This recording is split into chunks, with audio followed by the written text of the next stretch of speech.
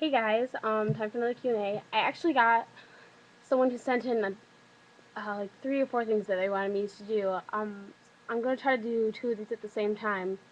I think I'm going to deal with teen pregnancies and abortion today. They kind of go hand in hand because I feel like a lot of abortions do relate to teen pregnancies.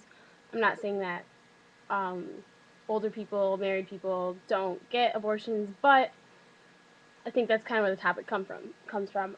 Before I start with this, if you are a teenager who is pregnant, I feel for you. I am not trying to offend you in any way, type, form, shape, matter, whatsoever. If you have had an abortion, this is not against you whatsoever. Or if your beliefs are that abortion is okay, that's okay. It's a very personal thing. Both of these are very personal matters, neither of which I can relate to because I have never been pregnant and I have not obviously had abortion if I was never pregnant. Anyways, now that that's over with, um, I guess I'll start with teen pregnancy. I guess this kind of the first thing you have to consider is your religious beliefs. If you're some type of Christianity, Catholicism, something like that, I know for a fact that premarital sex is frowned upon. I'm not really sure about other religions because I'm not educated in them, and I'm not even going to attempt to say that what their beliefs are. But I know that many religions are against that, and they want you to save that purity for when you find who you think your one and only is. There's 2 big flaws in that right now. One would be that divorce. You wait your whole life for this one person that you think you're going to spend forever with. You get married with them. So many marriages end up in divorce now that it's like, oh, okay, so who the fuck cares? Like, really? Another thing today is uh, a lot of people are having sex. Um, Everybody, it seems like, sometimes is having sex. So when you want to follow that belief, you are sometimes looked upon as a prude. Like being some child of Jesus, and it's not you. It's people don't like that. Unless people give in because they think nobody's gonna want to date me if I don't put out or something like that nature. Um, my thing on sex is don't have it just to have it. Straight and simple. My beliefs are against having sex before marriage, and as of right now, I am following those beliefs. But that also has to do with the fact that I'm 14.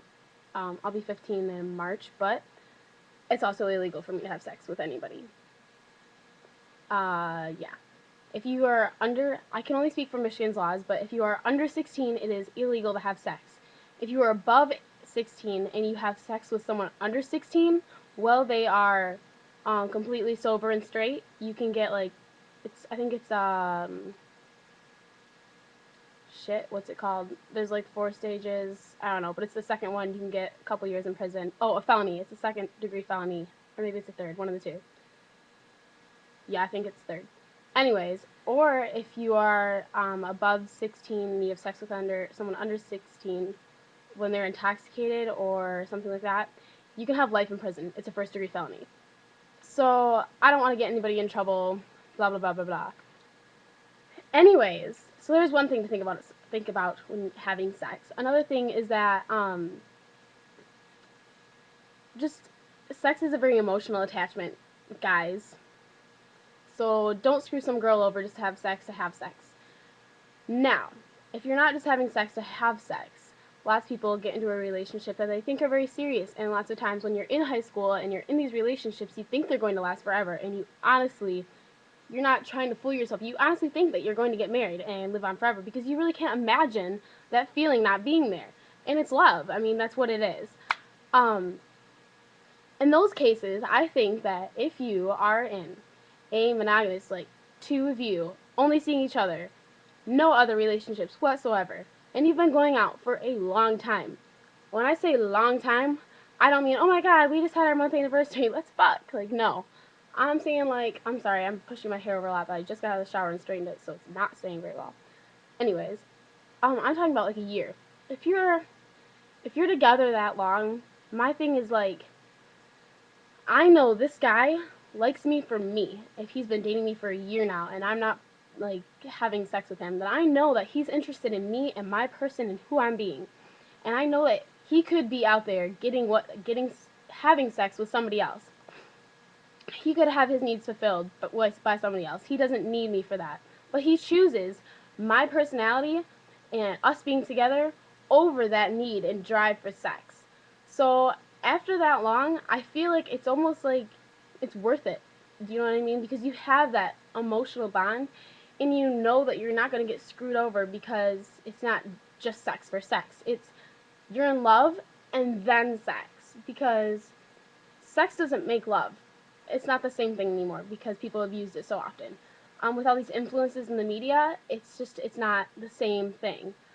But as long as you're not having sex to have sex and you're waiting and playing safe, I feel like it's not that bad. I don't know. Like I said, this is a very personal decision. Um, the only safe sex is no sex, though. Which brings me to my next point, which would be teen pregnancies. Oh, wait, no, that is teen pregnancies. Huh, whoops, no. Okay, so anyways, yeah, that's kind of my teen pregnancies things. Which brings me to the next point, safe sex, no sex, would be teen pregnancies and abortions. Okay, sex makes babies. That's it. Hands down, straight up, no questions asked. Another thing about religions I know I'm Roman Catholic, and I know that my religion is against birth control, condoms, everything like that, because um, you're only supposed to have sex to reproduce, and any other kind of recreational sex is frowned upon. Lots of people don't follow that, and I'm sure I won't either because I'm going to be having sex on the table. Anyways, and I don't want 16 bajillion kids because my vagina would be wrecked. Anyways, uh, teenagers do get pregnant. Condoms break, birth control pills aren't taken at the right times, whatsoever. Things aren't applied the right way. Teenagers get pregnant. This is a very sad thing because if teenagers get pregnant, lots of times, uh, your parents don't always know that you're having sex. And I think that's one thing is, if you're going to have sex, I think you need to be mature enough and be old enough to be able to tell your parents that you are having sex. If you can't do that, and if you're not mature enough to tell your parents that, you're not mature enough to have sex. There we go, hands down.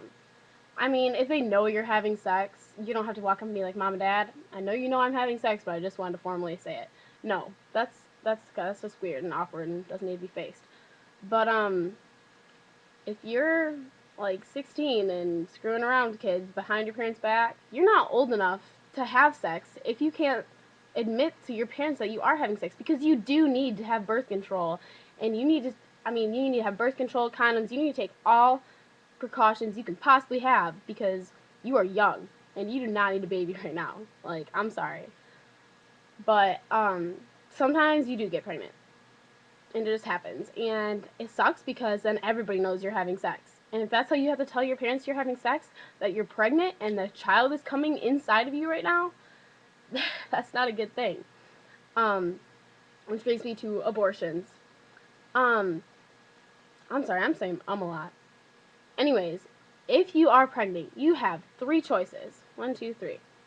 No other choices. That's it. Whatsoever. You can. Number 1, abort the child and kill it in your stomach before it even comes to be and it's done with, over with. You're probably going to have some psychological interference in your head, some guilt, whatsoever, blah, blah, blah. You probably are going to need to see a counselor, and you may have pain. Yeah, a lot of pain. Number 2, you can have the baby. Yay! And you can give it up to adoption. 500,000 adoptions go unanswered every year to parents that are very capable of taking care of a child and giving it a great home and just have problems giving birth.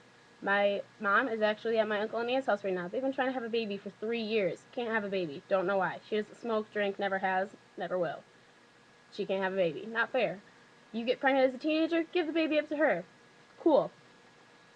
Choice number 3, have the baby and keep it. Probably don't graduate from high school or college. You probably 90% of pregnant mothers do live under the poverty level for at least 3 years. That is not only you under the poverty level, but also your baby. Yeah, I think you can kind of agree. You can kind of perceive which choice I'm agreeing with here and what I'm kind of leaning towards. Choice number 2, adoption.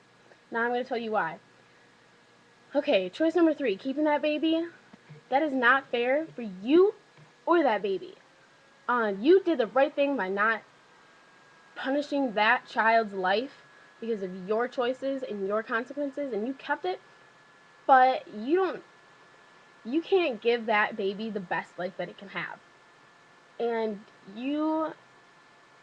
it's not that baby's fault that you decided to have sex and that you didn't use the right protection or your protection broke. That child is just trying to live, and it deserves just as much of a chance as anybody else to get into this world and have a good life. So give it up to adoption, to parents that can take care of it and can give it the best life it can. Not to mention, you'd be ruining your life. Think of all your dreams, thinking of all your goals. I just got back from my school dance. That was last night. I wouldn't be able to go to that if I had a baby. Babies can stress you out.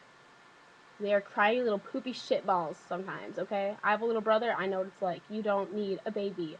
You have your whole life ahead of you. You can have babies in the future. And I know it's hard to give up that child to somebody else, but you just know that if you really love that child, then you will give it the best you possibly can and give it up for adoption. I'm sorry, that's just how I look at it. I'm looking at it. The other thing is adoption. Or not adoption, abortion. This is the other thing that people ask me about, and if you choose to abort your child, that is completely your choice whatsoever. Some people believe that that is now a baby the second it is conceived, the second the sperm hits the egg, and that's what I believe, because then all your DNA is genetically encoded, everything is there. It can tell you what you are going to look like when you're born, what your eye color, your hair color, your height, your weight, everything about you is decided at that exact moment that they are put together. You are now a person. That person, that baby, your child, does not deserve to die, not even have a chance at life, because you chose not to use the right protection, or your protection broke, or the fact that you decided to have sex. Because you decided to have sex, this person died when you abort it. I'm sorry, that's it, straight and simple. They're called oops babies by lots of parents. You can usually tell because you'll have like child next to your child, 10 years later, oops baby. They happen. And when people don't abort them, I think it's a great thing. If you can't take care of this child, give it up for adoption. I think it actually comes out of your taxes. Anyways, I just believe that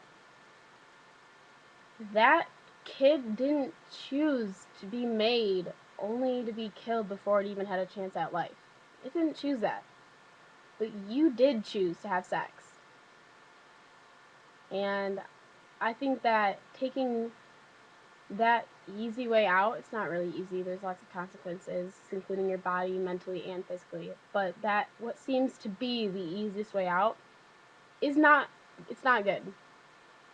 Because that's going to be on your conscience for the rest of your life, number one. And number two, you took away that child's chance at life. And number three, if you always take the easy way out, you will go nowhere in life. You need to learn from what you do and learn from your mistakes to make so that you can make good new choices. So those would be my opinions on teen pregnancy and abortions. I hope that I didn't offend anybody in any way. I'd like to say that these are my personal opinions, and these are both two very personal topics.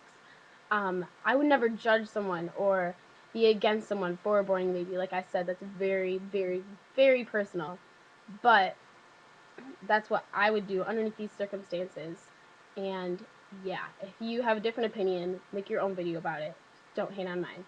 Thank you guys so much for watching. Thanks for following. You guys are great. Bye.